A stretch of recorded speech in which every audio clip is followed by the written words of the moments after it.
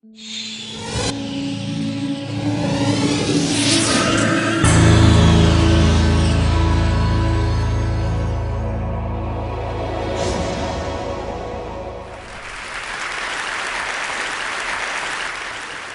here to enlist you in helping reshape the story about how humans and other critters get things done. Here's the old story. We've already heard a little bit about it. Biology is war, in which only the fiercest survive. Businesses and nations succeed only by defeating, destroying, and dominating competition. Politics is about your side winning at all costs. But I think we can see the very beginnings of a new story beginning to emerge. It's a narrative spread across a number of different disciplines in which cooperation, collective action, and complex interdependencies play a more important role, and the central, but not all-important role of competition and survival of the fittest shrinks just a little bit to make room. I started thinking about the relationship between communication, media, and collective action when I wrote Smart Mobs, and I found that when I finished the book, I kept thinking about it. In fact, if you look back, human communication, media, and the ways in which we organize socially have been co-evolving for quite a long time. Humans have lived for much, much longer than the approximately 10,000 years of settled agricultural civilization in small family groups. Nomadic hunters bringing down rabbits, gathering food. The form of wealth in those days was enough food to stay alive. But at some point, they banded together to hunt bigger game. And we don't know exactly how they did this, although they must have solved some collective action problems. It only makes sense that you can't hunt mastodons while you're fighting with the other groups. And again, we have no way of knowing, but it's clear that a new form of wealth must have emerged. More protein than the hunter's family could eat before it rotted. So that raised a social question that I believe must have driven new social forms. Did the people who ate that mastodon meat owe something to the hunters and their families? And if so, how do they make arrangements? Again, we can't know, but we can be pretty sure that some form of symbolic communication must have been involved. Of course, with agriculture came the first big civilizations, the first cities built of mud and brick, the first empires. And it was the administrators of these empires who began hiring people to keep track of the wheat and sheep and wine that was owed and the taxes that was owed on them by making marks on clay in that time. And not too much longer after that, the alphabet was invented. And this powerful tool was really reserved for thousands of years for the elite administrators who kept track of accounts for the empires. And then another communication technology enabled new media. The printing press came along, and within decades, millions of people became literate. And from literate populations, new forms of collective action emerged in the spheres of knowledge, religion, and politics. We saw scientific revolutions, the Protestant Reformation, constitutional democracies possible where they had not been possible before. Not created by the printing press, but enabled by the collective action that emerges from literacy.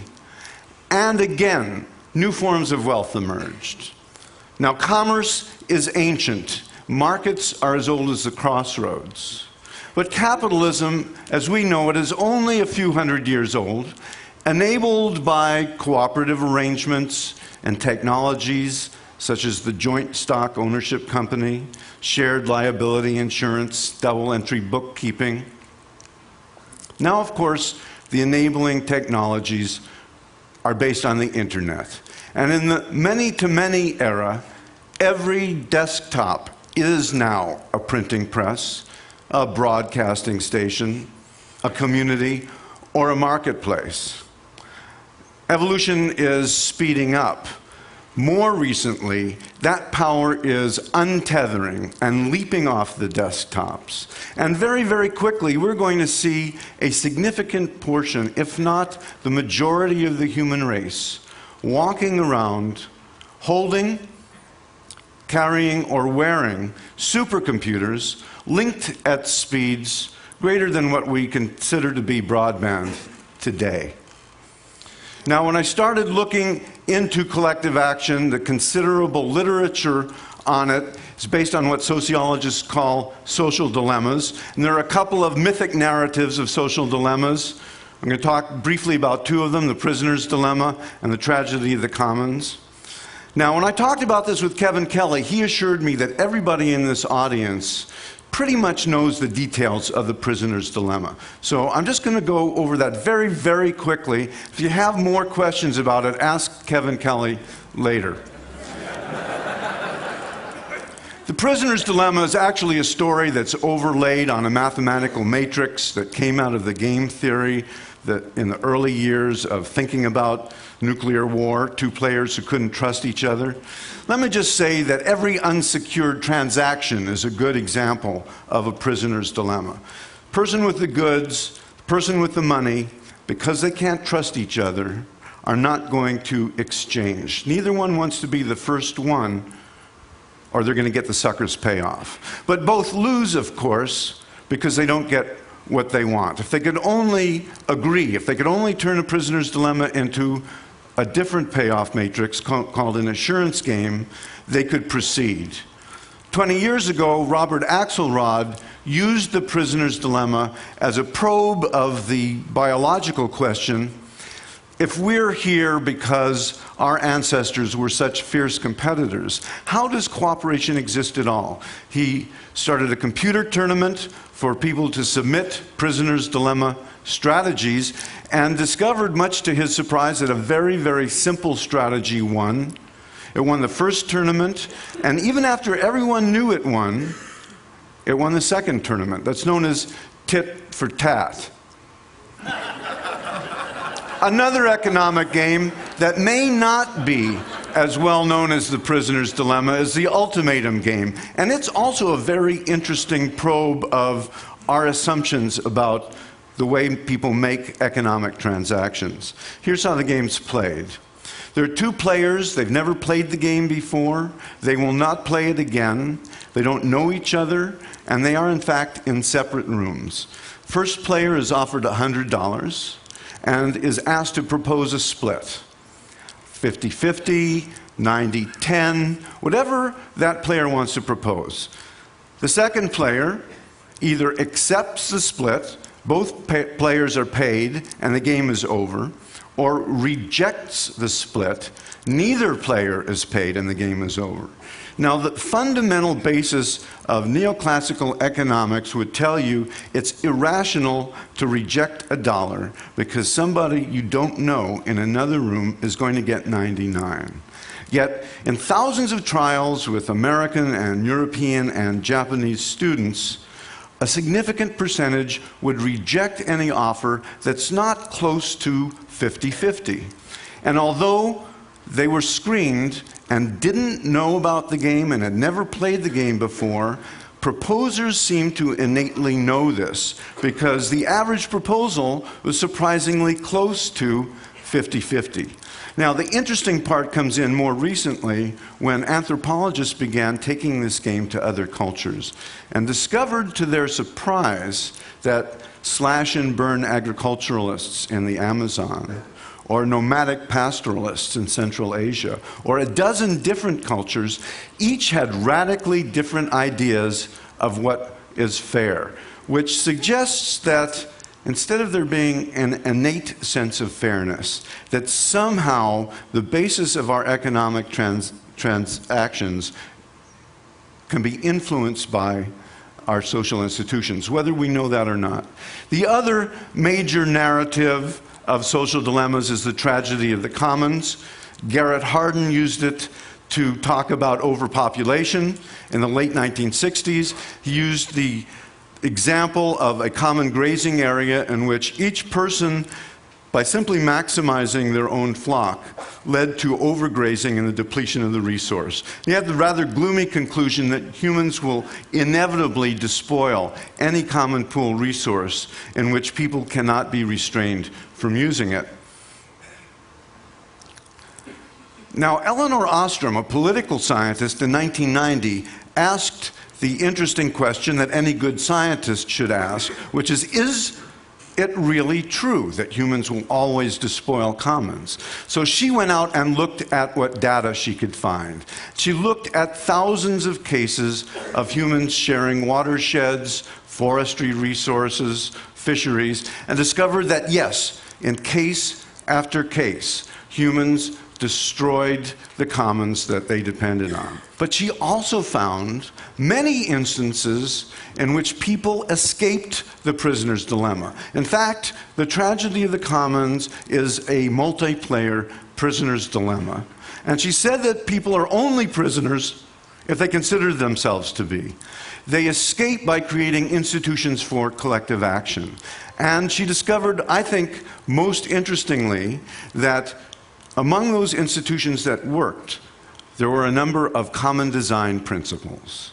And those principles seem to be missing from those institutions that don't work.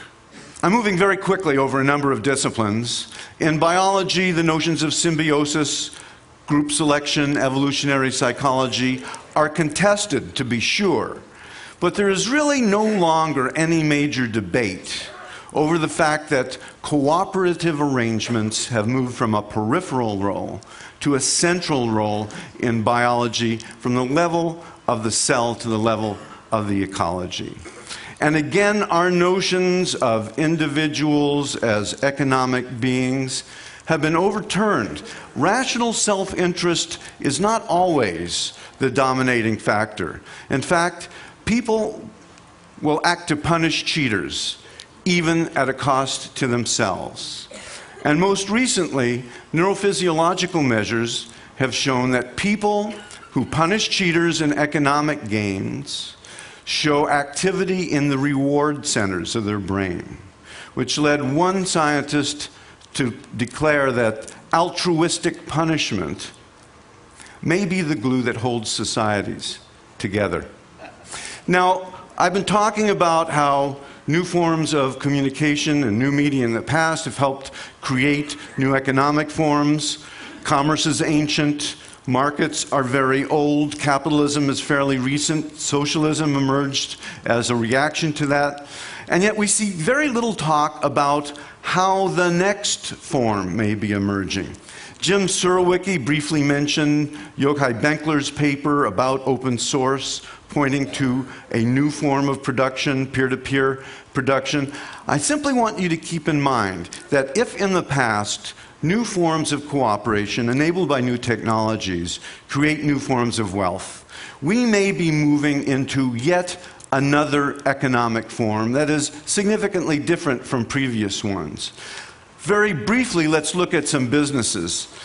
IBM, as you know, HP, Sun, some of the most fierce competitors in the IT world are open sourcing their software, are providing portfolios of patents for the commons. Eli Lilly, in, again, the fiercely competitive pharmaceutical world, has created a market for solutions for pharmaceutical problems. Toyota, instead of treating its suppliers as a marketplace, treats them as a network and trains them to produce better, even though they are also training them to produce better for their competitors. Now, none of these companies are doing this out of altruism. They're doing it because they're learning that a certain kind of sharing is in their self-interest. Open source production has shown us that world-class software, like Linux and Mozilla, can be created with neither the bureaucratic structure of the firm nor the incentives of the marketplace as we've known them. Google enriches itself by enriching thousands of bloggers through AdSense. Amazon has opened its application programming interface to 60,000 developers. Countless Amazon shops. They're enriching others, not out of altruism, but as a way of enriching themselves. eBay solved the prisoner's dilemma and created a market where none would have existed by creating a feedback mechanism that turns a prisoner's dilemma game into an assurance game. Instead of neither of us can trust each other, so we have to make suboptimal moves, it's you prove to me that you're trustworthy and I will cooperate. Wikipedia has used thousands of volunteers to create a free encyclopedia with 1.5 million articles in 200 languages in just a couple of years. We've seen that ThinkCycle has enabled NGOs in developing countries to put up problems to be solved by design students around the world, including something that's being used for tsunami relief right now. It's a mechanism for rehydrating cholera victims that's so simple to use that illiterates can be trained to use it. BitTorrent turns every downloader into an uploader, making the system more efficient the more it is used. Millions of people have contributed their desktop computers when they're not using them to link together through the internet into supercomputing collectives that help solve the protein folding problem for medical researchers that's folding at home at Stanford, to crack codes, to search for life in outer space. I don't think we know enough yet. I don't think we've even begun to discover what the basic principles are, but I think we can begin to think about them. And I don't have enough time to talk about all of them, but think about self-interest. This is all about self-interest that adds up to more. In El Salvador, both sides that withdrew from their civil war took moves that have been proven to mirror a prisoner's dilemma strategy. In the US, in the Philippines, in Kenya, around the world, citizens have self-organized political protests and get-out-the-vote campaigns using mobile devices and SMS. Is an Apollo project of cooperation possible, a transdisciplinary study of cooperation? I believe that the payoff would be very big. I think we need to begin developing maps of this territory so that we can talk about it across disciplines. And I am not saying that understanding cooperation is going to cause us to be better people. And sometimes people cooperate to do bad things. But I will remind you that a few hundred years ago, people saw their loved ones die from diseases they thought were caused by sin or foreigners or evil spirits. Descartes said we need an entire new way of thinking. When the scientific method provided that new way of thinking and biology showed that microorganisms cause disease, suffering was alleviated. What forms of suffering could be alleviated? What forms of wealth could be created if we knew a little bit more about cooperation? I don't think that this transdisciplinary discourse is automatically going to happen. It's going to require effort. So I enlist you to help me get the cooperation project started. Thank you.